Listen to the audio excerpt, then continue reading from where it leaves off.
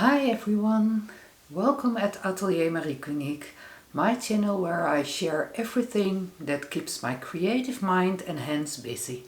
My name is Marieke, let's get started.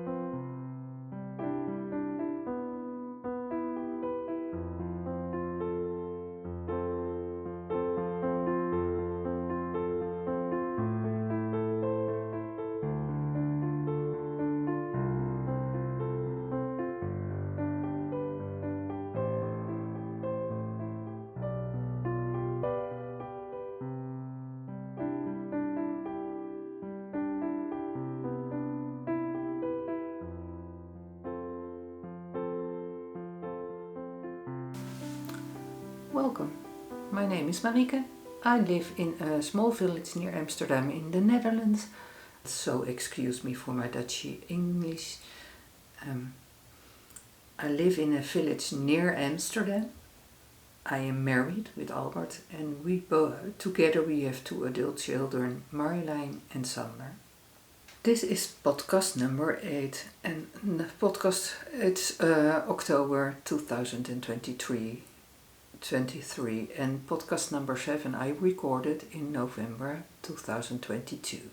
The reason why I didn't record a podcast was because in November last year we learned my brother-in-law, Albert's brother, had a tumor in his belly, and then from the moment that we learned that, it went pretty fast because he passed away January 3rd of this year. So there's only a month and a half from the moment we learned he was sick till the moment he passed away. So you can imagine that the shock we were in. It was a very, very sad time for us. And normally you would think that knitting and crafting and would give you some relief during that difficult time, but for me it wasn't. So I stopped being creative at that point, and because I didn't made anything, there also wasn't any reason to record a podcast. So that's why it took me almost a year to record a new podcast. But here I am again, and yeah. For those of you who've been here before, you will notice I'm in a different place. And that's got everything to do with the fact that my daughter moved out of the house. And she had the room in the attic, and so that room became free and I could realize something.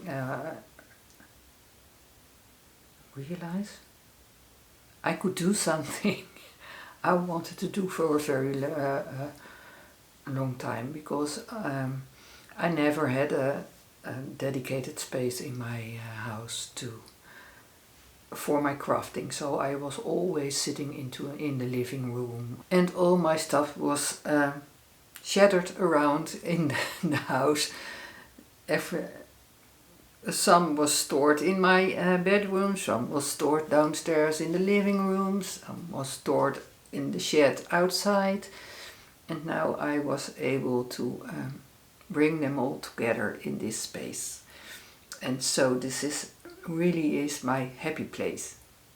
I have my paintings materials here, I have my knitting materials and spinning and everything my heart desires. So yeah, and this is also the place where I wanted to record my podcast. If this is your first time viewing, welcome. And if you are a returning viewer, welcome back. In this episode I would like to talk about what I'm wearing, some projects I finished, some projects I am working on. So let's go get into the podcast then, yeah? Shall we?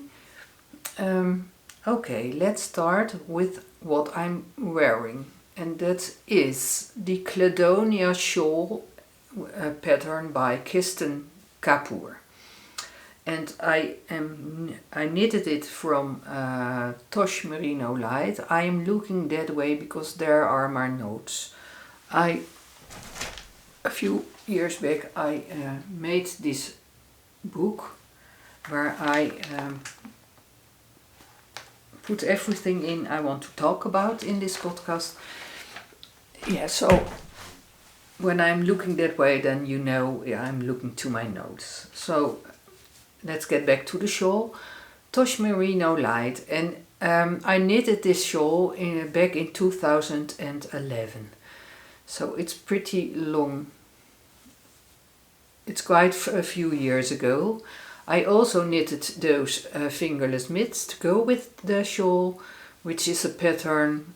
Well, I used the pattern Catching Butterflies from Tiny Old Knits for the base shape, but the original fingerless mitts are in one color, and there is a small stitch pattern in the mitt, and there is a butterfly knitted into the knit, or duplicate stitched on top.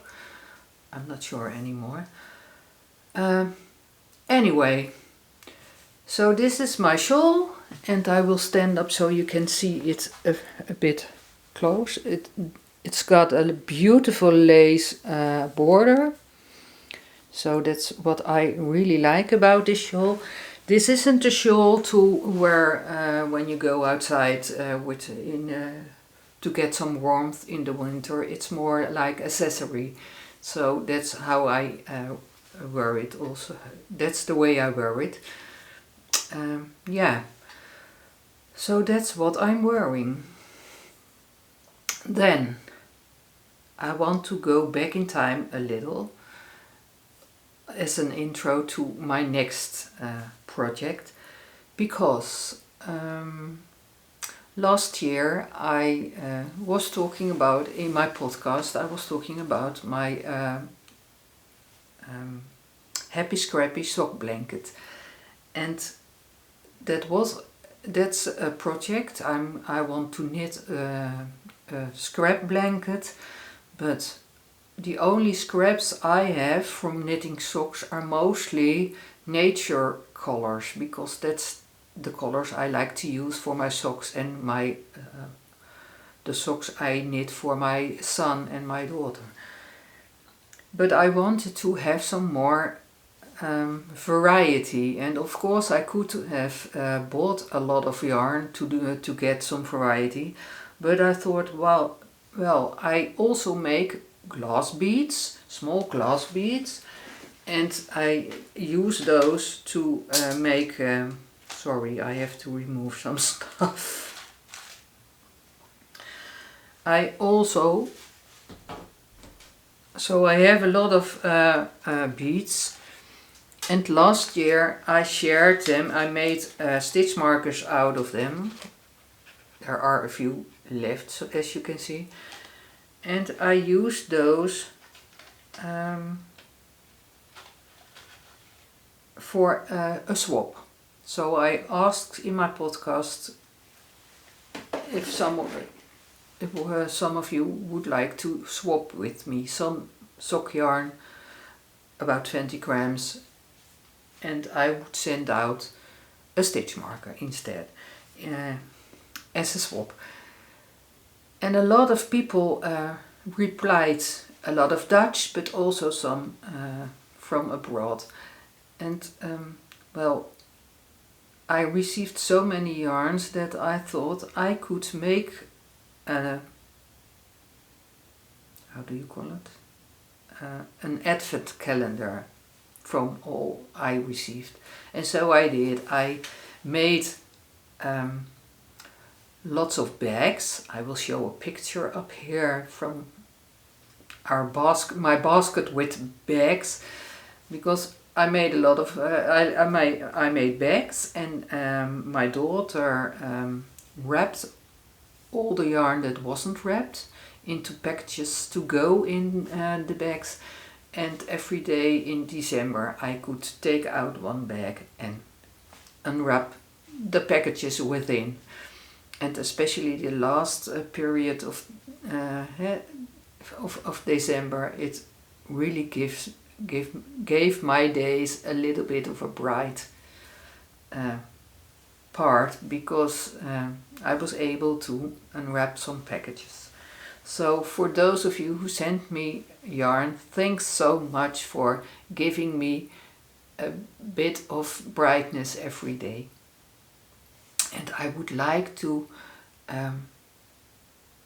put their names out in the open. So thank you, Corrie, Kari, Amber, Ilse, Gerry, Annemiek, Merel, Erna, Iet, Joke, Janine, Coraline and Duke for sending me yarn.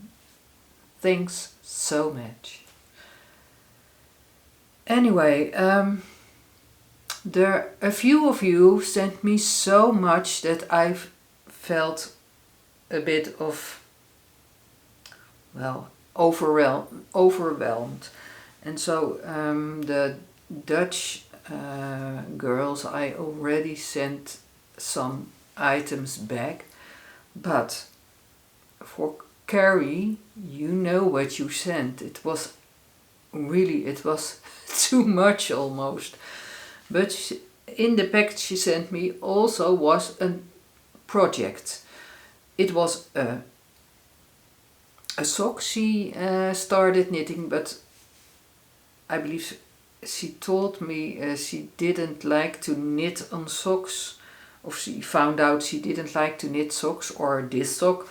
So she put it in the bag and she said, do what you want with it. I don't want to finish it. So I thought, well, because she sent me so much and I only sent out my stitch marker to her and felt that it wasn't enough, I decided at that point that I would re-knit the socks and send it back to her. But yeah, because I stopped knitting, as I told you before, I didn't finish them yet. But a few, it was the first project I picked up again after not knitting for so long. And the project is Clé de Nail Agatha socks, and it's a packet. It was a whole package, I believe, from the Woolly Thistle, and inside there was a ball of West Yorkshire Spinner, this yarn, and it was the color Sweet Pea.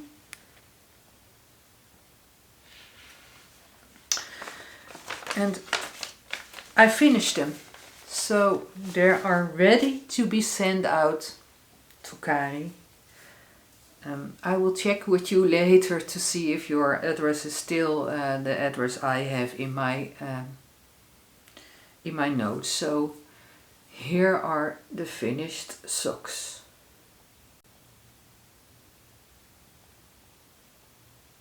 So I took them out. She already finished a part of the first sock, but I noticed she was a more tight knitter than I am. I'm a loose knitter, so I ripped it out and I restarted knitting, and now I have two beautiful finished socks. And so, Carrie, you will receive them. I hope they will be at your place before Christmas. The Agatha socks. And because I finished those and I received so much yarn, I would also like to show you my Happy Scrappy sock blanket. That's the project I am knitting on. This isn't a project I will share with you every time I make a podcast, because it's something I will only knit upon every once in a while. Whenever I feel like knitting a little block, I will, but showing it every time would be a very dull thing to do, I believe. So because it has been a year, I will share it with you now. But next time I don't think I will be showing it before it has a lot more coverage, a lot more. I knitted upon it a lot more. So this is how it looks like today. I hope you can see. It's going to be a very colorful blanket, but that's what these blankets are all about, aren't they? I really enjoy knitting this. It doesn't have an end date, this project. It will be ended when it's ended. It will be years to come. Years of knitting joy, I believe. So that's my Happy Scrappy sock blanket. Then, in this podcast I only will share a few projects, because as you will imagine, I have different projects. But talking about everything I am knitting on will take too much time, and I want to keep this podcast a bit smaller. So the last thing I will share with you this episode is the project I am working on the most at the moment. It's a new one, and it's not only knitting, but it's also crochet, and it was inspired by Sarah from It's a Sarah podcast, another Dutch girl who also records a podcast in English. So if you are interested, go check her out. By the way, everything I talk about will be a description. I will put in the description below, so you can check it out, my Ravelry and other links. So the project I am working on this time is the Ariana cardigan, because as I told you before, I work at the library of a school and also at a reception 1 day a week. The reception is a very cold place, however the library is not. And but most of the time only a t-shirt or a blouse can be a bit cold, so I thought I need to have a bit more cardigans in my life. And when I saw this particular cardigan, I thought, that would be so good for me. And I liked the fact that it is crochet and knitting together. I've never crocheted a cardigan or clothing before, so this is my first.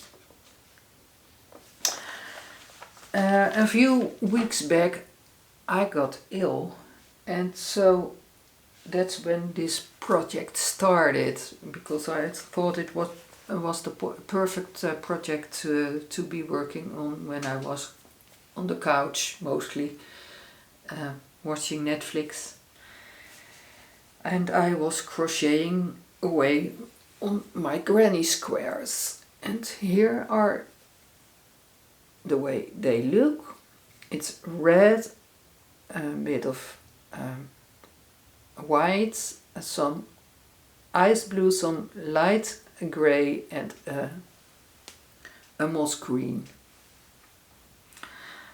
These yarns I had in my stash for a long time. I once bought these yarns to crochet another blanket, but when I was working on it, I lost interest halfway around, and then I thought it's very nice yarn. I'm going to rip it out and use it for something else, because it was too nice of a yarn to be lying in a corner. I have several colors, but I wanted to crochet this combination, and I wanted something darker to crochet it all together. And so I bought some new yarn. It's from BC Garn Semilla, I hope. And so I bought this charcoal to combine it with these colors. So yeah, I am now at the point that I am crocheting all the granny squares together. So I started with the below, and that went all went pretty fast, as you can see. But I came to a point where I didn't understand the written description, and I reread it, but it didn't help me out. So what I did, there is also a diagram in the pattern, and it's a free pattern on Ravelry, and this is the diagram. I started putting together one side of the cardigan with stitch markers. So I will put in a film here so you can see it, and this is what I will show. This is what it looks like at this point, and hopefully this way it will help me visualize how to crochet it together. So I will show you next time if I manage to do that or not.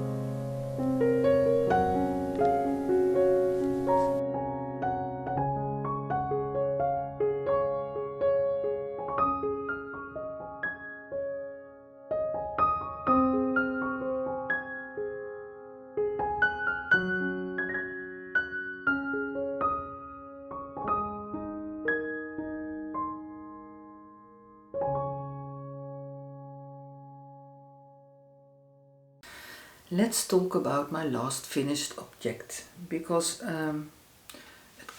as a Christmas present I received a fiber braid hand dyed by Olivia and Oliver. This is their card, of her card. I believe it's an American who lives in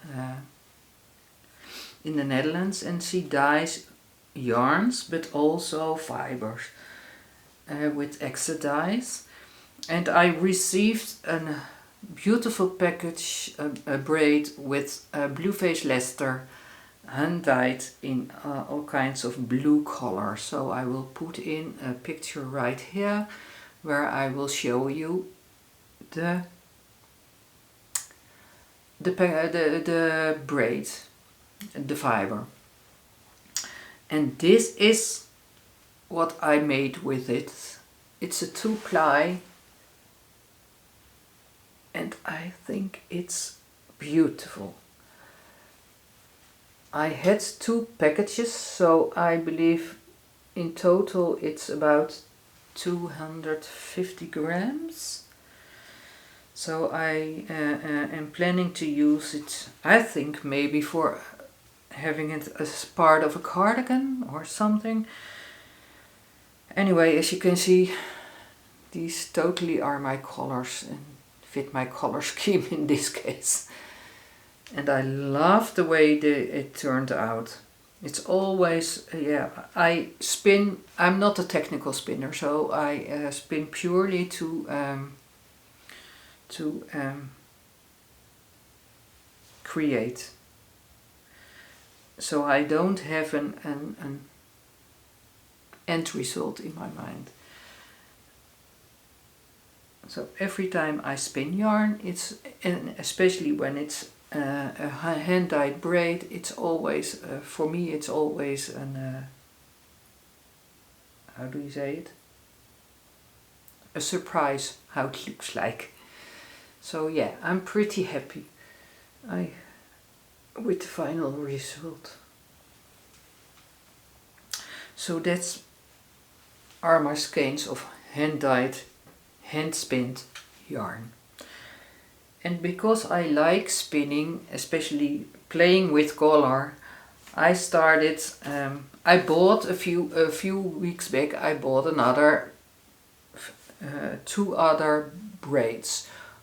One of them I am already spinning at the moment, but I will not share in this podcast. I will keep that for a later one. But here is the braid I bought. It's from Batkatu Yarn, which is a Dutch dyer who also dyes not only yarn but fibers as well.